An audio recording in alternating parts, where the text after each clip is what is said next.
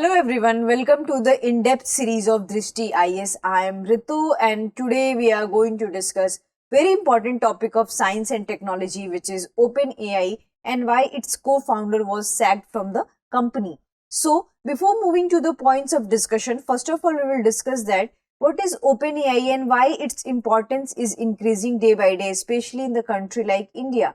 So OpenAI is a AI technology which helps in a various program, just as sometimes it works as a human, but we cannot definitely claim that it can replace humans, but it can replace humans in many sectors, just as copywriting, editing, and not just in academic sector. It can also helping humans in agriculture, medical sciences. So many areas where AI is helping us, and especially the OpenAI chat GPT is a essential part of the academic arena. So in that sense, it has become very important.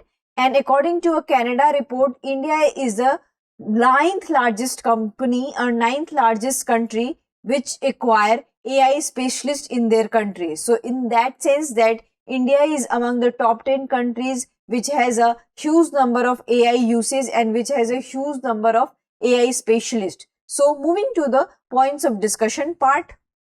So first of all, we are discuss the news, and then we are going to discuss the evolution and the introduction of OpenAI, and then what are the breakouts and crises happened in OpenAI, and then practice question prelims, and also today we are going to discuss mains. So moving to the next slide. Next slide is about that what are the backgrounds we have for this thing and what is the news we have. So we already know that on Monday we got a news on X, and what news we are talking about. So Satya Nadella, who is a CEO of Microsoft, has posted on X that he has and the company has hired Sam Altman and another person for a OpenAI research in their Microsoft company. And when this news erupted, when the OpenAI has made this public that Sam Altman is not going to join the OpenAI due to some reasons. So this news is very breaking news for especially the science and technology era, and especially the country like India, which has a huge number of AI users, and India is investing a lot in AI. So this has not just impacted the market system, it has also impacted the technological innovations, because if you are hiring a person who is very innovative and that person is hired for another company, it means that we can see a different kind of development in the field of AI, and maybe the OpenAI platform will see the downgrade, but here we are quoting the maybe, we cannot sure. So this is the news we are going to discuss. Moving to the next slide. Next slide is about that what are the history and evolution of the OpenAI. So OpenAI was set up in December 2015 as a non-profit research organization. So in the field of AI also, they have created a platform for the non-profit research organization, and it is helping so many research professionals in a different sector that how to formulate your thesis, how to formulate your synopsis, and how to design your research paper. And it is also helping in a various research area. Somebody wants to write a paper, then it is helping to shaping their paper. So in that way, it is a non-profit research platform.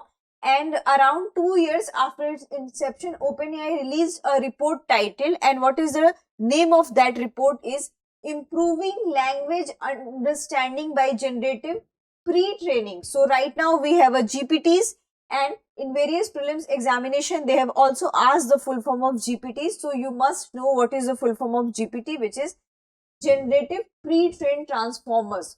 So it has created in 2016-17 that there is a GPT. And what is this GPT? So GPT is a neural network which sometimes act as a humans, and it has a capacity of a human brain and is trained like to give inputs like humans, but it cannot completely replace human, but it act like a human. Suppose that if I'm asking a question that who is the Prime Minister of India, and write a paragraph on Prime Minister of India, then all these GPT, what we have this chat GPT chatbot, they are helpful in writing a paragraph. So I'm just giving you an example. They're helping in various way. Suppose that if you are writing a news and you are not able to articulate that news in a very efficient manner, So they don't provide you the news and they don't give your opinions, that what kind of opinions they have on a particular news. But if you will say to them that formulate this news in a very effective manner,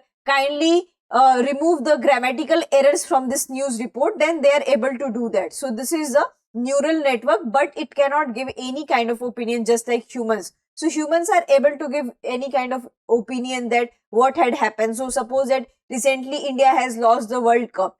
So many people have a different kind of opinion that why the country has lost the World Cup. And as a human being, we can point out the some positive and negative points in it. But being an open AI, it cannot say that, maybe it can point out the some technical problems, but it cannot say that what Rohit Sharma should do, what Virat Kohli should do. So it cannot give the opinion. So in that sense, it is different from the humans.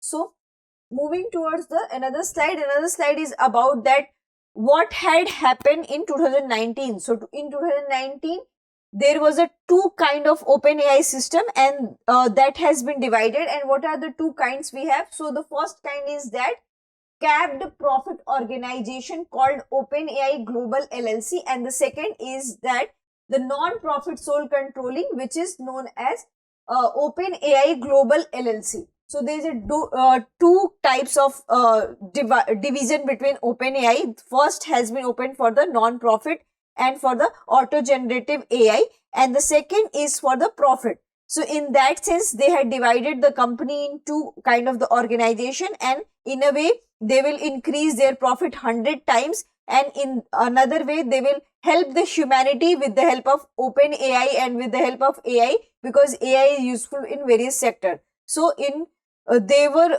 working on two purposes. First, they were also serving the humanity, and second, they were also making money, and they were also doing business from this platform.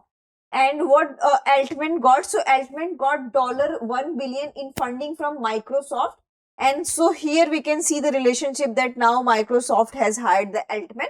And this hiring is not a big news because sometimes you may leave the company, sometimes you may join another company. So it's just a part of any employee's process. But here they are the CEO and co-founder of a particular organization.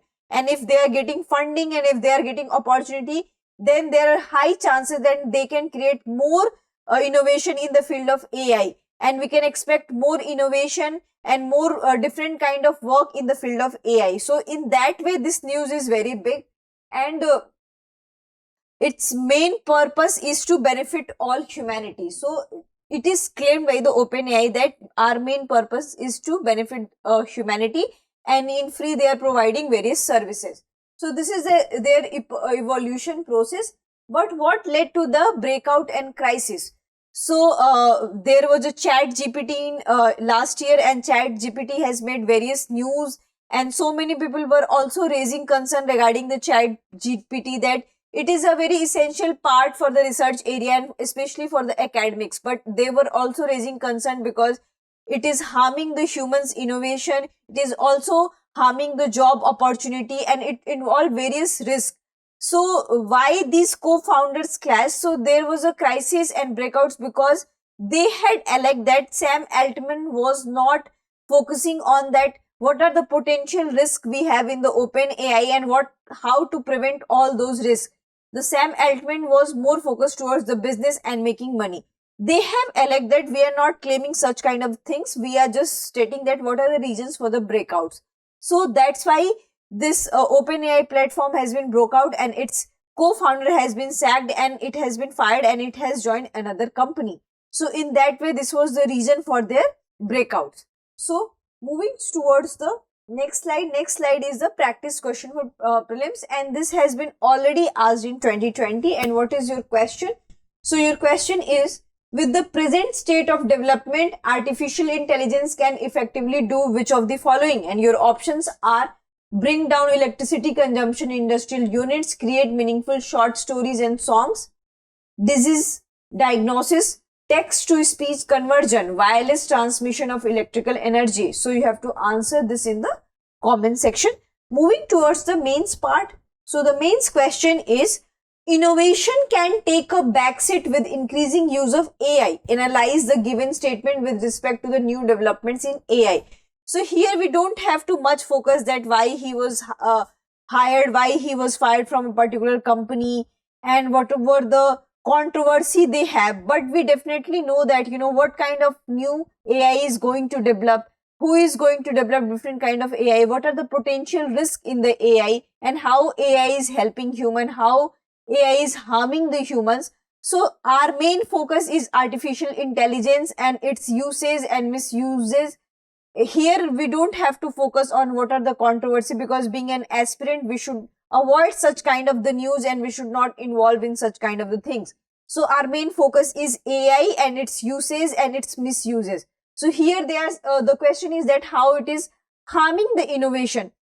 So suppose that if I am a poet, if I'm a story writer, I'm a story writing, and if I'm writing a poem, and I'm being paid for a particular news portal, I'm being paid by a particular organization because I am providing short stories to them, I'm giving various news to the publisher. So in that way, I have a job to create all these kind of the things, and my mind has been used that I have a particular feelings related to a flower, I have particular feelings related to a person, I have particular feeling related to a freedom fighter. So in that say, my original opinion, my original feelings are coming out. So in that say, I am becoming creative there, I am becoming innovative there, because what I am feeling towards a company, what I am feeling towards a person, I am writing that thing, I am creating that thing. But in the case of OpenAI and especially the chat GPT, if you will say that write a poem, then they will definitely write a poem, but not in your way, what kind of you wanted to deliver a poem, what kind of you wanted to write a story. That could be maybe without emotion, and maybe it has emotion, but that will not serve your kind of the requirement. So in that say, it is harming innovation, but it is not requiring any human, and any company does not have to pay for a particular amount of money for a content writer, for a storyteller, for a poet. So in that way, they are making money from the AI, and they are harming the innovation, and they are using all those stories which has been written by the AI. So in that way, the actual innovation, the actual creativity of a person is harmed. So in I am just giving you example in the terms of academics or in the terms of writings. In this kind of harming and this kind of hampering is happening in every sector, in terms of agriculture, in terms of the medical services, in terms of various research arena. So this is, I have just given the example. So in that way, it is harming the innovation. On the other hand, you have to also write that, maybe it cannot replace the humans, because whatever the feelings we generate, suppose that I already have suggested, suppose that there is any incidents happen in our country and happen in our world. Suppose that we have Israel-Palestinian issue. As a human being, I have an opinion that, there's something wrong which is happening between Israel and Palestinian, and the issue must be resolved. But as a machine, they cannot say that what children are facing the problems, what women are facing the problems, how they are emotional about a particular incident, how they are emotional about the killing of children, how they are emotional about the condition of the women.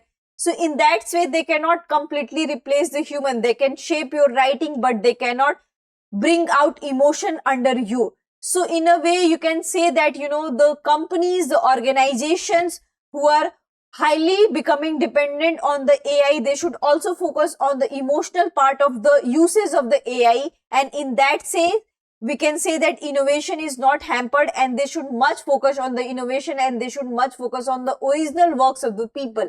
And it is also hampering the humans' work, because earlier we need people for the copywriting, we need people for the editing, but right now we don't need such kind of the people, and they are largely dependent on the AI. So in that sense, it is also harming the industries. So we need to be very careful in that area. And in a conclusion, you have to write that being dependent on AI is must, because they are very useful for the medical services, because India is a large country and we cannot produce much amount of doctors, especially right now.